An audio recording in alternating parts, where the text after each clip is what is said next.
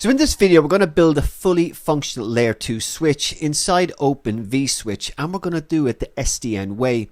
That means no automatic learning, no built-in switching logic, and no shortcuts. We're going to program the entire forwarding pipeline manually using OpenFlow tables. So by the end of this video, you'll understand exactly how a real SDN controller thinks, and you'll see every stage of the packet's journey through the switch. So before we build a pipeline, let's confirm the environment is healthy. First, we check the Open vSwitch is running. The service will show active and exited, and this is completely normal. This unit simply launches the real OVS daemons and then exits. Next, we're going to confirm our topology, and here you can see we have a single bridge BR0 and two ports vETH1 and vETH2. So these connect to our two Linux namespaces H1 and H2, which act as our hosts. Next up, we need to verify that the interfaces are up. So here we have vETH1 and vETH2 and BR0 should all be in the up state and attached to the OVS system. So inside the namespaces, we check the host interfaces and IP address.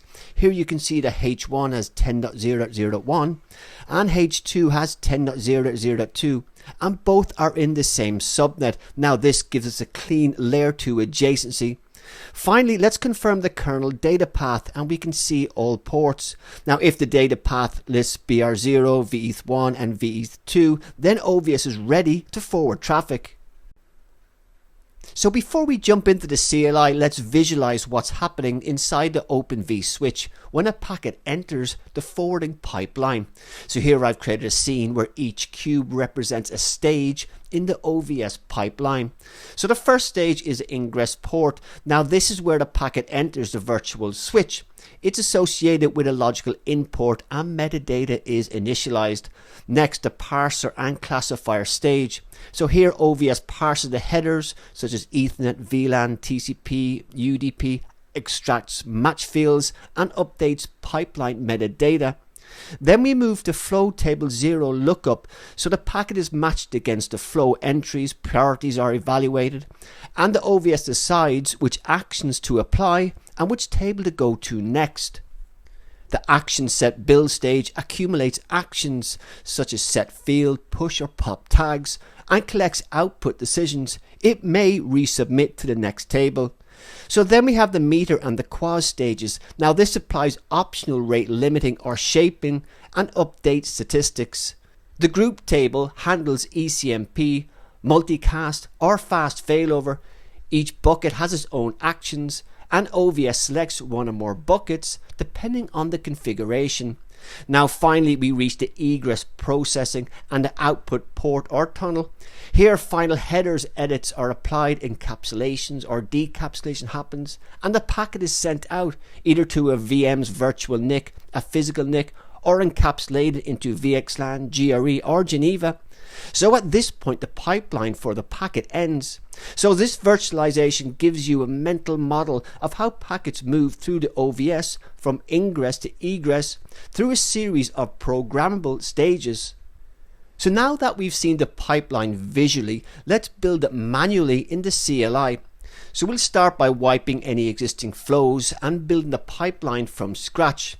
So in table 0 we add the first rule. Now ARP must always flood, so without ARP IP cannot resolve MAC addresses, so this rule is essential. Now the second rule is table 0 handles IPv4, so any IPv4 packet entering a switch is resubmitted into table 1 for further processing. So table 1 is our VLAN stage, and we're not going to do VLAN tagging or filtering in this demo. So table 1 simply passes traffic along to table 2. So table 2 is the heart of the switch, and this is where MAC learning happens. So every time a packet arrives, table 2 learns a source MAC address and installs a unicast forwarding rule into table 3. This is exactly what a traditional switch does, but here we're doing it implemented manually using OpenFlow. After learning, the packet continues into table 3. So table 3 is responsible for forwarding decisions. If the destination MAC address is known, meaning we've already learnt it, Table 3 will contain a unicast rule that forwards the packet out the correct port, but if the destination MAC address is unknown, we need to behave like a real switch and flood the packet. So we add a default rule in the table 3 that floods unknown unicast traffic.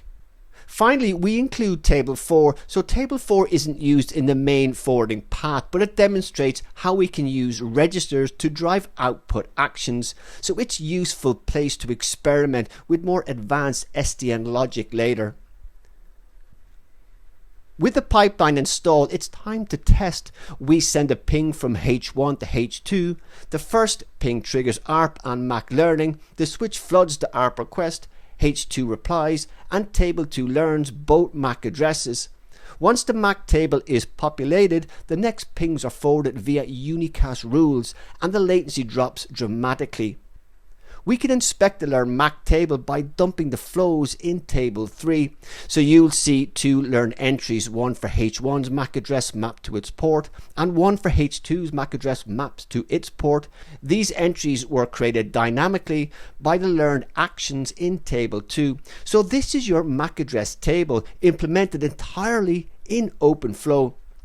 To wrap up, here's a visual summary of what we've just built: the Open vSwitch flow rules and the full OpenFlow pipeline. In this abstract animation, the OVS bridge is shown as a container holding the multiple flow rules. Each rule represents a match field, a priority level, and an action. So together these rules form the complete OpenFlow pipeline. So this animation expands to show 6 flow entries, R1 to R6, each representing a learned or programmed rule. So these rules define how packets are matched, prioritized, and acted upon inside the switch. So this visual ties everything together, from the abstract concept of flow rules to the concrete CLI implementations we built earlier. It's a perfect way to see the logic of Open vSwitch coming to life.